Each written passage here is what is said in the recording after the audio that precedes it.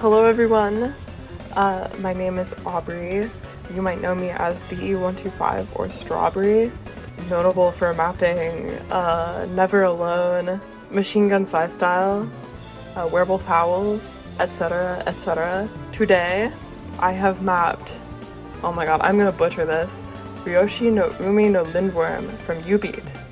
I originally found the song as like a piano arrangement on YouTube, and it was so cool because like there's so many key changes and so many time signature changes, and it's so weird because it's like from that old era of like arcade rhythm game music where like there was so much more of a focus. I think it also was in 2DX, like it was in both U-Beat and 2DX very early on, and it was from that era of like rhythm game mapping and rhythm game charting where there was such a focus on rhythm.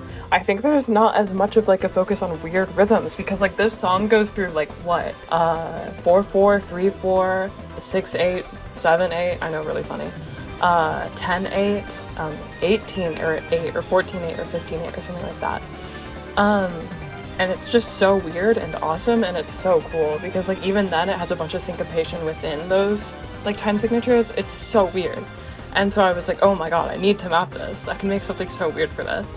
I was very inspired by, from like the Beat Saber side, I was very inspired by like the really old Gengaozo and Glucagon, and like this like idea around these like unreadable maps. They were so hard, they were brain melter, and so that's why I titled the top diff brain melter, and then used that as like the naming scheme for the difficulties.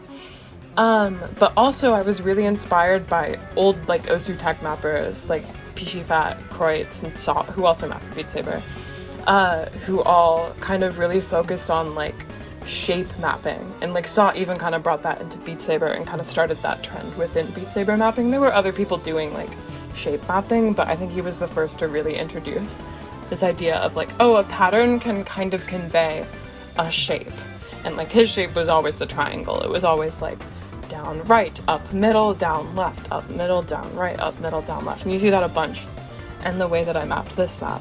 I also feel like, so because of that, I feel like I kind of fit along Pishifat's continuum of mappers. Pishifat, notable for having like a whole series of videos on how to map an Osu. Someone needs to do that for Beat Saber. It's not gonna be me. He talks a lot about this like idea that there's this spectrum from the mappers who focus on aesthetics and the mappers that focus on more on playability, and how it's like all about falling somewhere in the middle of that. I think I'm a little bit biased to the aesthetic side. I think I focus a lot more on my maps looking interesting than maybe I should, but who cares? It's fun. And so a lot of the ideas behind this map were, what handful of shapes can I try to fit into everything so that it feels cohesive? And then also like using consecutive patterns, so like, you know, you have a down and then a down above it and then a down above it, or like from right to left or left to right, or along a diagonal. I think you see the diagonals a lot in like the later drops. Or drops? I don't even think you can call them drops in this. Whatever. Also like a bunch of inlines, because I really wanted like, I wanted the map to feel like hard to read. I wanted to make something that was like reading tech, which is definitely a thing in other rhythm games, but I don't know if that's a term that people talk about in Beat Saber, but if not, I'm coining it right now. Because like the guiding idea behind what I made was something that takes effort to read and understand. So like, you know, it's like hypothetically you could sight read it if you were good, if you like were very good at reading things, and some people can sight read things like this, but it's just harder to sight read than a map that's just like, oh, my down is in a place that makes sense and my up is in a place that makes sense. I think that's kind of the philosophy of a lot of other rhythm games. I see that show up so much when I'm playing like Tune of Them, which is my favorite game, or even Osu, where it's like, oh yeah, no, this is weird. These notes are stacked over each other in such a way that it's kind of hard to tell what I need to do on first glance, but I can learn it.